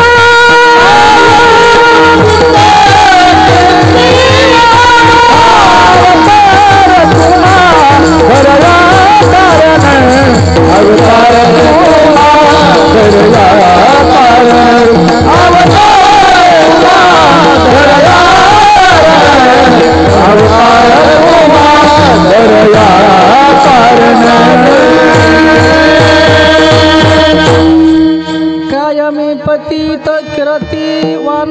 तुकोबरायांना मी पतितानं यांचं काय वर्णन करावं. तुकोबराय स्वतःला पतित म्हणून घेतात महाराज. तुकोबराय खरंच पतित होते का हो. तुकोबरायांना कळत नव्हतं का. पण संत जे आहेत ना संत या जगामध्ये स्वतःचा मोठेपणा दाखवत नाही. स्वतःच फोटो काढून व्हॉट्सअपला पाठवत नाही. काय की नाही हे संत नसतात. संत काय करत सांगू का स्वतःचं महत्त्व जगाला दाखवत नसतात. फार चातुर्य लपवी महत्व हरवी पिसेपणा मिरवी जगा माझे संतांचं वर्तन आहे. सद्गुरू नारायणगिरी महाराजांकडे आपण कधी जा. महाराज काय म्हणायचे अहो काय येतं राजाओ आम्हाला काय येतं आम्हाला. आमच्याकडे कीर्तन घ्यायला येतात आमच्याकडे येत जाऊ नका आम्हाला काय येत नाही. म्हणजे संत हे स्वतःला पतित म्हणून घेतात. स्वतःचं ज्ञान जगामध्ये दाखवत नाही महाराज. मग तुकोबराय स्वतःला पतित म्हणून घेतात. पण तुकोबरायांचा अधिकार जर बघायचा ठरला ना ज्या लोकांनी तुकोबरायांना त्रास दिला ज्या समाजानं तुकोबरायांचे अभंग इंद्रायणीच्या डोहामध्ये बुडवले त्याच लोकांनी शेवटी पुन्हा तुकोबरायांचं वर्णनही केलं महाराज. तो किता तुलने से ब्रह्मा तुकासे आले. तुलने तो किता तुलने से ब्रह्मा तुकासे आले. तो किता तुलने से रामेश्वर शरणी मस्तकात मिले. आरती तुकारामा स्वामी सद्गुरुनामा. आरती तुकारामा रामेश्वर शरणी मस्तकात मिले. आरती तुकारामा स्वामी सद्गुरुनामा.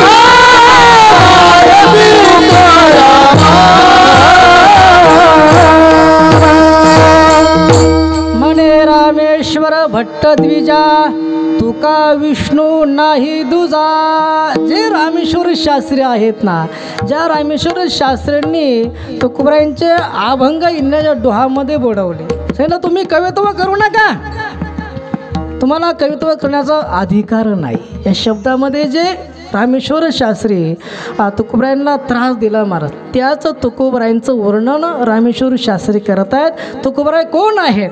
तुकोबराय हे ब्रह्मच आहेत. तुकोबराय ब्रह्माच्या रूपानं अवताराला आलेले आहे, ते वर्णन करतात. मग ते वर्णन करण्याकरता हे वर्णन का केलं, काय प्रसंग घडला असेल महाराज? थोडक्यामध्ये प्रसंग सांगतो महाराज. बघा, ज्या वेळेला रामेश्वर शास्त्री वाघोलीहून पुण्याकडं जाण्याकरता निघाले आणि दुपारची वेळ झाली, त्रिकाल संध्येची वेळ झाली. एक असला रस्त्याच्या कडला एक बारव बघितली. रामेश्वर शास्त्रीने विचार केला, आपण इथं स्नान करूया, त्रिकाल संध्या करू.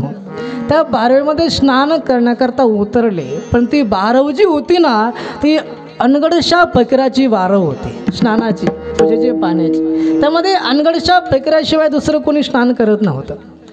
त्या अनगडशा फकीराच्या काही शिष्यांनी बघितलं आणि त्यांनी सांगितलं की अहो, आपल्या बारवेमध्ये कोणीतरी स्नान करत आहे. अनगडशा फकीराले बघितलं, कुणीतरी ब्राह्मण आहेत आणि स्नान करत माझ्या पूजेच्या पाण्यामध्ये माझं पवित्र पाणी यांनी खराब केलं. त्यांची ती सुचिरभूता होती. त्यांनी शाप देऊन टाकला, महाराज आयशाही डुबते रहो. शाप देऊन टाकून निघून गेले. शास्त्रींचं स्नान झालं, बाहेर आले. पाण्याच्या बाहेर आले की अंगाचा दाह व्हायचा. पाण्यामध्ये गेले की अंग शांत व्हायचं, दाह शांत व्हायचा. बाहेर आले की दाह व्हायला लागला. काय करावं काही समजे ना. आणि मग रामेश्वर शास्त्रींचे काही शिष्य होते, त्यांनी डोक्यावरती गळती धरली त्यांच्या. आणि गळती धरल्यानंतर चालत चालत माऊली ज्ञानोबराय समोर आले. माऊली ज्ञानोबराय समोर धरणं. माऊली ज्ञानोबराय त्यांच्या स्वप्नात सांगितलं, शास्त्रीजी माझ्यासमोर धरणे धरून तुमचा उपयोग नाही आहे. मग तुमच्याकडून तुकोबरायांचा अपराध घडला, त्यांना शरण जा. तर यांना वाटलं की आपण तर यांना त्रास दिला ना, तर यांना शरण जायचं. रामेश्वर शास्त्री त्यांना शरण जाण्याकरता निघाले. काही शिष्य समोर गेले. पुढं सांगितलं, महाराज शास्त्री महाराज तुम्हाला शरण येत आहे. प्रसंग सांगितला. तुकोबराय भंडारा डोंगरावरती त्यांचं भजन चालू होतं. तुकोबरायांनी कागद घेतला, त्या अभंग लिहिला, चित्त शुद्ध तरी मित्र शत्रू मित्र होती, व्याघ्रहीन खाती सर्पतया. हा अभंग लिहिला, जा शास्त्रीनं वाचना करता द्या. शिष्याने तो अभंग रामेश्वर शास्त्रींग दिला. त्यांनी पहिलं चरण वाचलं, गुडघ्यापर्यंत जाग शांत झाली. दुसरं चरण वाचलं, कंबरेपर्यंत जाग शांत झाली. तिसरं चरण वाचलं, मानेपर्यंत जाग शांत झाली. चौथं चरण वाचलं, मस्तकाची आग शांत झाली. सर्व आग शांत झाली महाराज. 10 शांत झाला सर्व. आणि 10 शांत झाल्यानंतर त्यांना समजलं की तुकोबराय कोण आहेत. हा जो अवतार आहेत हा विष्णूच नाही, ब्रह्माचा अवतार आहे. ब्रह्मच तुकोबरायच्या अवतारानं जन्माला आलंय, म्हणून ते शास्त्री महाराज त्यांचं वर्णन करतात. आता इकडं रामेश्वर शास्त्रींच्या अंग 10 शांत झाला, पण अनगड शाप अंग 10 व्हायला लागला. अरे मी शाप दिला, मला शरण आल्याशिवाय 10 शांत झालाच कसा. आणि मग त्यांनी लक्षात आलं की तर कोणीतरी महात्मा असले पाहिजे. त्यावेळेला पुण्यामध्ये गणपतीचे एक महात्मा होते, उपासक. त्यांच्याकडे गेले परीक्षा बघण्याकरता. साई का कटोरा भरदो. त्यांनी त्या कटोऱ्यामध्ये अनेक सिद्धी टाकल्या, अनेक टाकलं, पण कटोरा काय भरला नाही. लावू तर कुणी सिद्ध महात्मा आहे का. म्हणले देहूला जा. म्हणले देहूला तुकाराम महाराज आहेत. घर शोधत आले, बाहेर आले आणि त्या रोळ दिली, साई का कटोरा भरदो. आता तुकोबराय का घरी होते का, 10 वाजेपर्यंत घरात राहत होते का. नाही, सकाळी पहाटेच ते भंडारा डोंगरावर भरण्याकरता जायचे. आता घरामध्ये जिजाबाई जात्यावर दळण दळत होत्या आणि त्यांची लहान मुलगी भागीरथाबाई होती. ती भागीरथाबाई तर दरवाजामध्ये बसलेली होती. तिने बघितलं कुणीतरी महात्माला अतिथी आलाय भिक्षा देण्याकरता. देऊया भिक्षा. जिजामात्या जात्यावर दळण दळत होत्या. काही पीठ जात्याच्या पायीला पडलेलं होतं, ते असे मूठ भरून घेतली. जिजामातेच्या कानावरती आवाज आला होता, साई का कटोरा भरदो. त्या भागीरथीबाईनं असं पीठ घेतलं. आता 5 वर्षाची भागीरथीबाई, हुंजळ केवढी का असणार आहे, किती पीठ बसलं असेल त्या हुंजळीमध्ये. जिजाबाईनं बघितलं, बाप तर आहेच आहे उदार, पण पोरगीसुद्धा त्याच्या पाठीमाग तशीच निघाली उदार.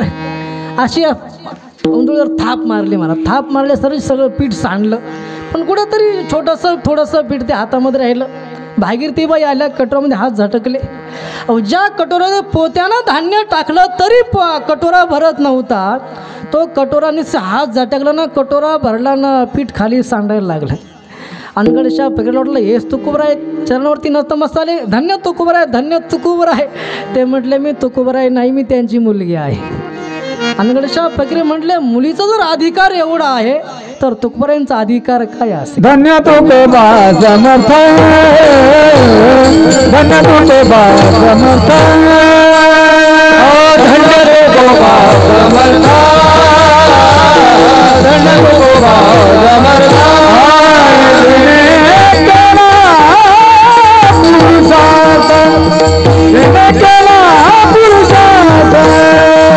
तुकाराम तुकाराम तुकाराम तुकाराम तुकाराम तुकाराम तुकाराम तुकाराम. नाम घेता नाम घेता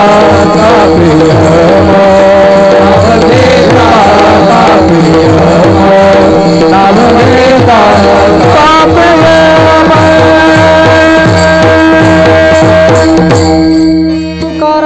तुकाराम नाम घेता कापेय. म्हणून तुकोबरे नाव जरी घेतलं तरी यम कापत होते. मला एवढा अधिकार ते तुकोबरायांचा आहे. त्या तुकोबरायांनी म्हणावं कायमी पतित कीर्तिवान. हे तुकोबरायांचा अधिकार तेवढा मोठा होता. आणि संत या जगावरती मुलाप्रमाणे आईप्रमाणे जगावरती प्रेम करत असतात. आणि तुकोबराय सांगतात संतांचा अवतारच तेवढा करत आहे. कशा करता तर जे आडाणे आहे, जड आहे, मूड आहेत यांचे उद्धारा करता संत अवतार घेतात. अभंगाचं दुसरं चरण. अवतार तो माधराया करणे, अवतार तो माधराया करणे, अवतार अवतार अवतार तो माधराया करणे, अवतार तो माधराया करणे,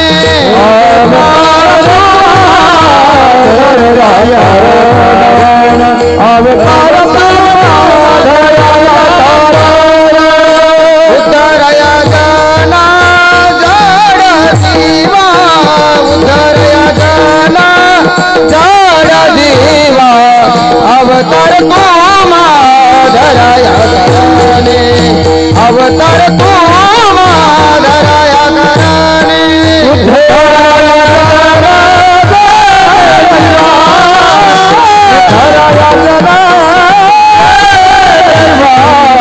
अवतार तो माधराया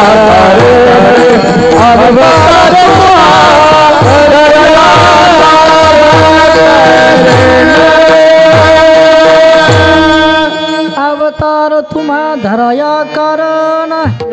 संतांचा अवतार आहे तुमचा आमचा जन्म आहे. ब्रह्ममूर्ती संत जगी अवतरले, उद्धराया आले दीन जना, किंवा मी वैकुंठवासी आलो याची कारणासी. बोलिले जे ऋषी साच भावे वर्ताया, किंवा येथे उपकारासाठी आले घर जा वैकुंठी. संतांचं घर वैकुंठ आहे. पण ते वैकुंठ घर सोडून संत या मृत्यू लोकांमध्ये येतात. कशा करतात ते तुमच्या आमच्या उद्धारा करता येतात. संत येतात स्वतःच्या इच्छेनं, संत राहतात स्वतःच्या इच्छेनं, आणि संत जातात स्वतःच्या इच्छेनं. याच्या विरुद्ध तुमचं आमचं जीवन आहे. इच्छा नसली तरी यावं लागतं, इच्छा नसली तरी कीर्तन संपेपर्यंत बसावं लागतं, इच्छा नसली तरी जावं लागतं. विठ्ठल विठाला विठाला विठाला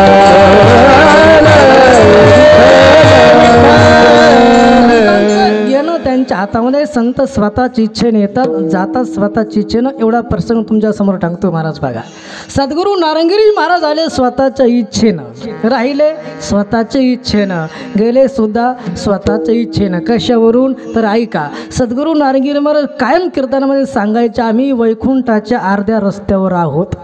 हे काय महाराज सांगायचे महाराज. पण ज्या वेळेला महाराजांचं कार्य पूर्ण झालं, श्रामपूरच्या पलीकडं तुकोबरायांचं काणेगाव म्हणून आहे, त्या ठिकाणी तुकोबरायांचं वैकुंठ गमनाचं कीर्तन दरवर्षी असतं महाराजांचं. आताही काल्याचं कीर्तन चालूच आहे.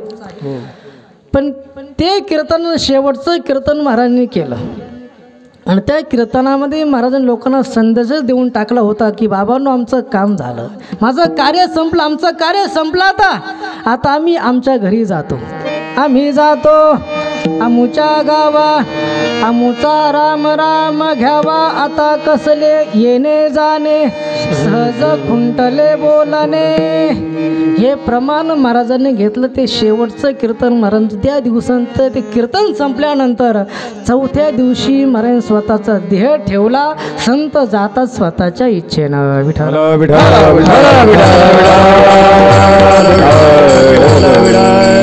संत येतात कशा करता तर या समाजाला सन्मार्ग दाखवण्याकरता संत येतात.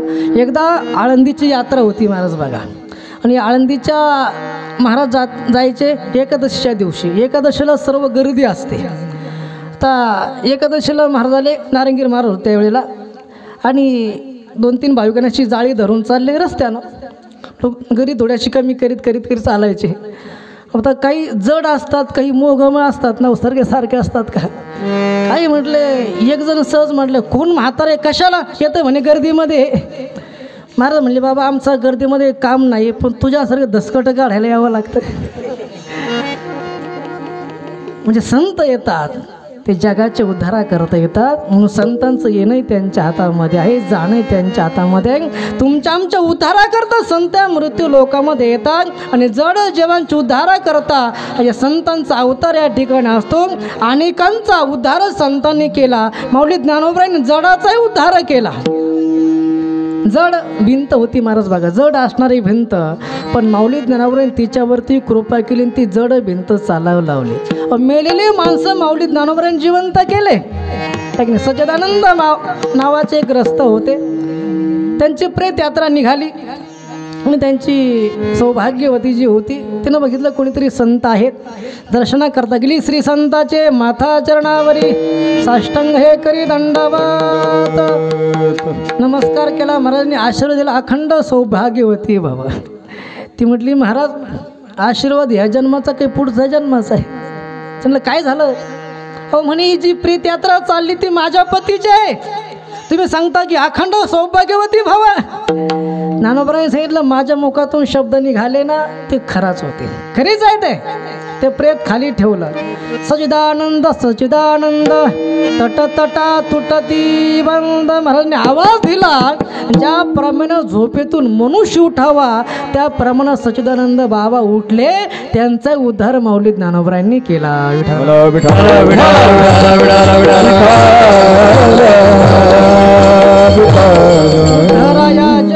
जड जीवा सद्गुरू नारंगी महाराजांनी तेच कार्य केलं. महाराज समाजाला सन्मार्ग दाखवण्याचं कार्य केलं.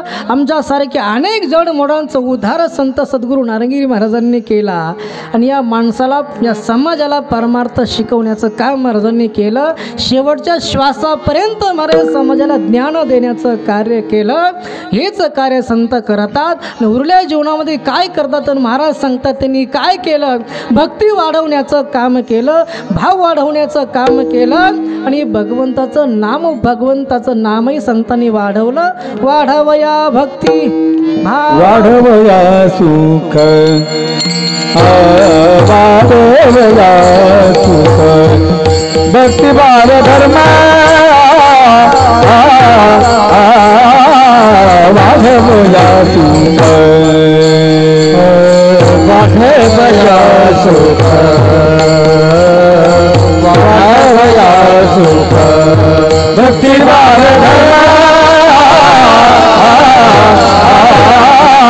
वाढवया सुख कुळाचार नाम विठाबाचे कुळाचार नाम विठाबाचे कुळाचार नाम विठोबाचे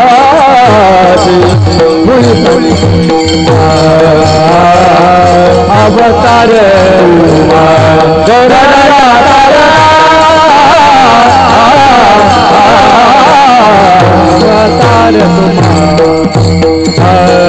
अवतार तुम्हारा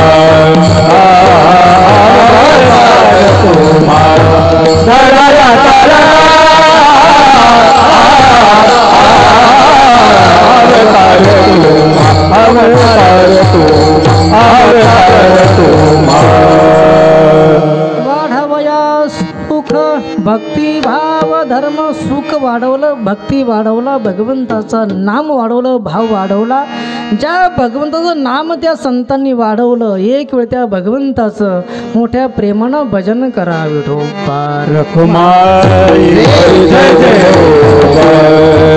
रखुमाई विठोबा रखुमाई विठोबा रखुमाई विठोबा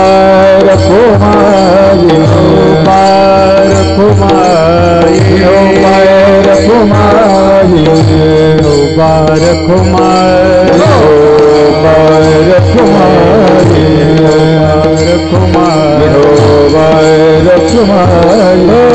विठोबा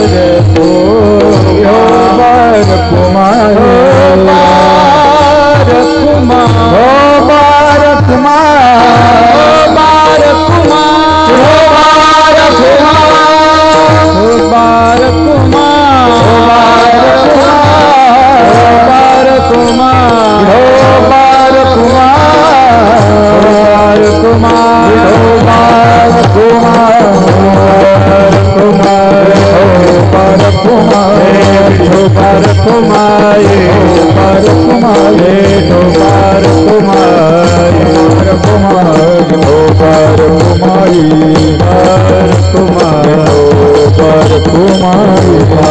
रखुमाई रखुमाई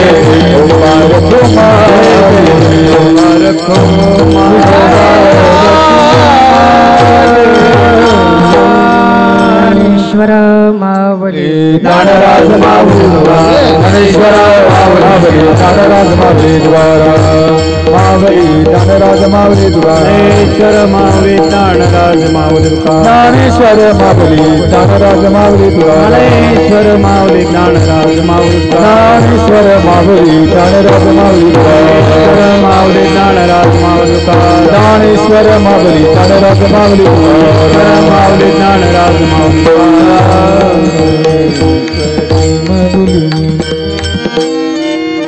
संतांचं जीवन हे चंदनाप्रमाण असतं, कारण संत स्वतः झिजत असतात, कारण संतांनी स्वतःचा प्रपंच बाजूला ठेवला.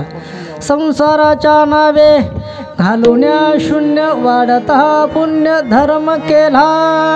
या समाजाच्या संसाराकरता स्वतःचा संसार संतांनी बाजूला ठेवला, स्वतःच्या संसारावर तिलांजली ठेवली आणि या समाजाच्या कल्याणाकरता संत अहोरात्र झिजत असतात. बघा, सद्गुरू नारंगिरी महाराज, मी सांगून गेलो तुम्हाला, सद्गुरू नारंगिरी महाराजांनी शेवटच्या श्वासापर्यंत या समाजाला सन्मार्ग दाखवण्याचं कार्य केलं महाराज. बघा, आजही गुरुवर्य रामगिरीजी महाराज 3-3, 4-4 कीर्तनं करतात महाराज. मग जेवत कधी असतील, झोपत कधी असतील, पण ही जी तळमळ येतो हिताचा कळवळा, या समाजाचा कळवळा त्या संतांना येतो. या समाजाचं कल्याण व्हावं हीच संतांची इच्छा असते. आणि जीवाचं आत्मकल्याण जर कशात असेल तर संतांच्या सानिध्यामध्ये जाणं किंवा संतांना शरण गेल्यानंतरच जीवाचं कल्याण आहे. म्हणजे संत या जीवाच्या कल्याणाकरता किंवा जीवाच्या उद्धाराकरता संत अहोरात्र आपलं कार्य करत असतात आणि झिजत असतात. एवढं झिजतात त्याकरता तुकोबाराय सांगतात की संत या प्रमाणात झिजतात त्या ज्या प्रमाणात चंदन आहे. जसं चंदन स्वतः झिजतं आणि समाजाला सुगंध देण्याचं काम करतं, त्याप्रमाणे संत झिजत असतात आणि या समाजाला सुगंध देण्याचं कार्य करतात. अभंगाचं शेवटचं चरण. तुका म्हणे गुण चंदनाचे, तुका म्हणे गुण चंदनाचे, तुका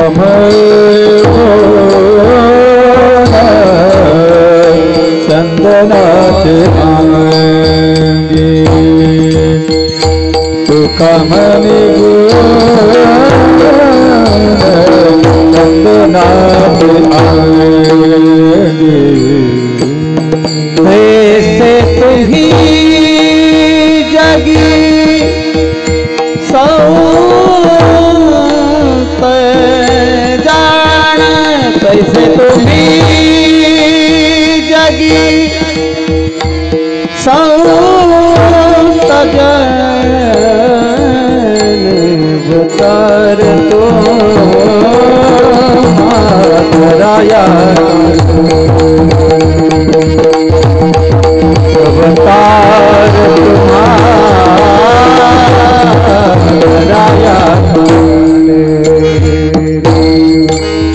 कैसे तुम्हें जगे संत जन कैसे तुम्हें जगी संत जन अवतार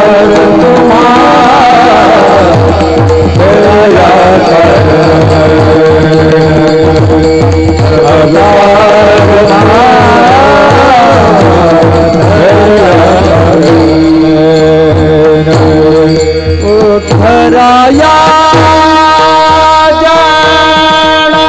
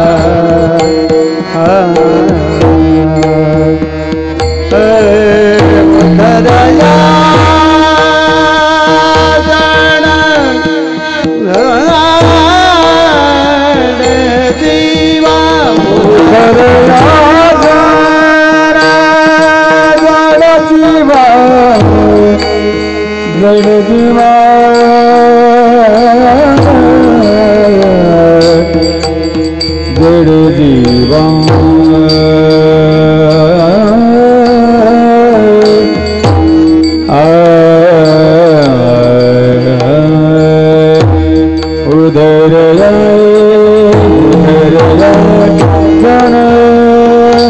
गोदराया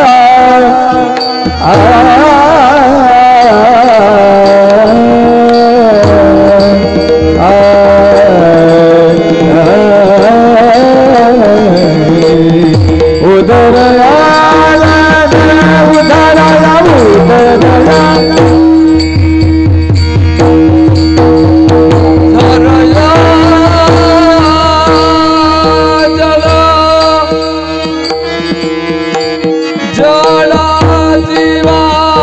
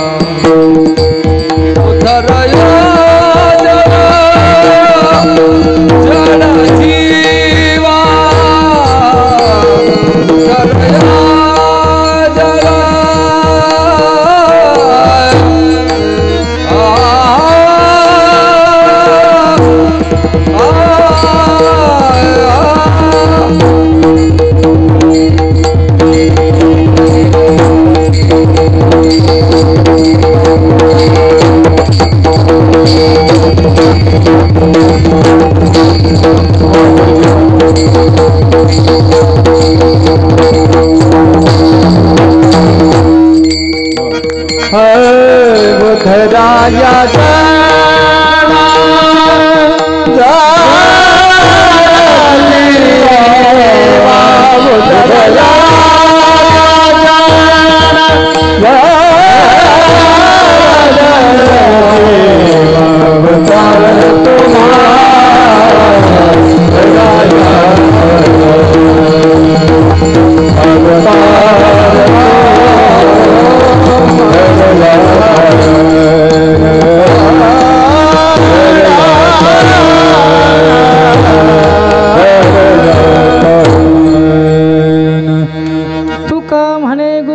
चंदनाचे अंगी तैसे तुम्ही जगी संत जन. त्याप्रमाणे संत या जगामध्ये झिजत असतात आणि समाजाला सन्मार्ग देण्याचं कार्य संत करत असतात. अशा सद्गुरू विग्रज गंगागिरी महाराजांना ज्या मातोश्रीनं जन्माला घातलं, अवताराला दिलं आपल्या या समाजा उद्धाराकरता, अशा त्यांना पूर्ण मातोश्री त्यांचा पुण्यतिथी महोत्सव या ठिकाणी सालाबादप्रमाणे चालू असतो. आज आपल्या सप्ताहाचा 6वा दिवस आहे. 6व्या दिवसाची कीर्तनरूपी सेवा माझ्याकडे आहे. 5वा दिवस आहे. मी सुरुवातीला वयामानाने होतंच मला तसं. आजचा 5वा दिवस आहे. थंडी वाढलेली आहे. थंडीमुळं एवढी थंडी असताना सुद्धा आमच्या महिला भगिनी, मला तर 90% महिलाच भगिनी या ठिकाणी आहे. 10% पुरुषांची आपल्याला बिरीज करता येईल असं 90% महिलाच या ठिकाणी आहेत. आमच्या मंदिरामध्ये ज्या काही महिला आहेत, एवढी थंडी असताना सुद्धा विना वादनाचं काम ते करत असतात. खऱ्या अर्थानं त्यांना खूप धन्यवाद द्यायला पाहिजे. आणि खूप असं सुंदर असं सप्ताहाचं नियोजन आमची सर्व सप्ताह कमिटी तरुण मंडळी करत असतात. सुंदर मंडप आहे, सुंदर सिस्टीम आहेत, सुंदर व्यवस्था आहे. एकदा आमच्या सप्ताह कमिटी करता आणि महिला मंडळी करता एकदा सर्वांनी जोरदार टाळे वाजवा. सुंदर असं नियोजन आहे. सर्वांना खूप खूप धन्यवाद आहे. संपलं आपलं कीर्तन. एकतर उशीर थोडा झाला होता मला यायला. आपले कार्यक्रमाची वेळ आहे 8 ते 10, परंतु 8:45-9ला कीर्तन चालू झालं. तशी वेळ संपलेली आहे. पण छोटंसं भजन फक्त ज्या संतांचं आपण वर्णन केलं त्या संतांचं एक छोटंसं भजन आपण सर्वांनी हाताने टाळी वाजवायची आणि मुखाने भगवंताचं भजन करायचं आहे. त्यानंतर आपलं कीर्तन समारोप होईल. श्री ज्ञानदेव श्री तुकाराम, श्री ज्ञानदेव श्री ज्ञानदेव श्री तुकाराम, श्री ज्ञानदेव श्री तुकाराम, ज्ञानदेव श्री तुकाराम, श्री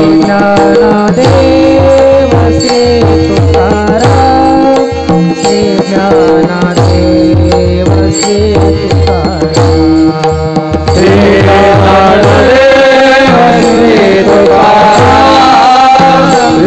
ज्ञानदेव श्री तुकाराम, ज्ञानदेव श्री तुकाराम, श्री ज्ञानदेव श्री तुकाराम.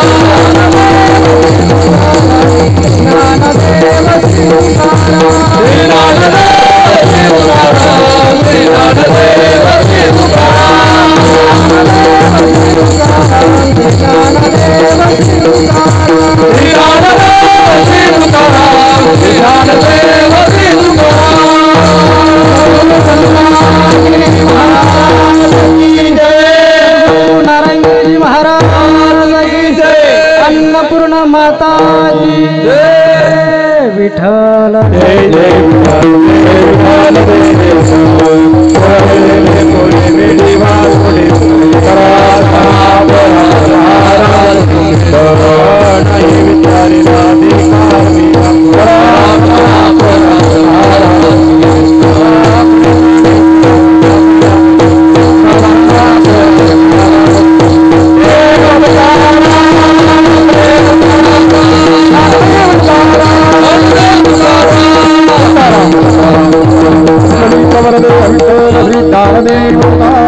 सद्गुरु गंगा महाराज, अन्नपूर्णा माता की, सद्गुरु नारायण गिरी महाराज की, सद्गुरु विराज गंगागिरी महाराज।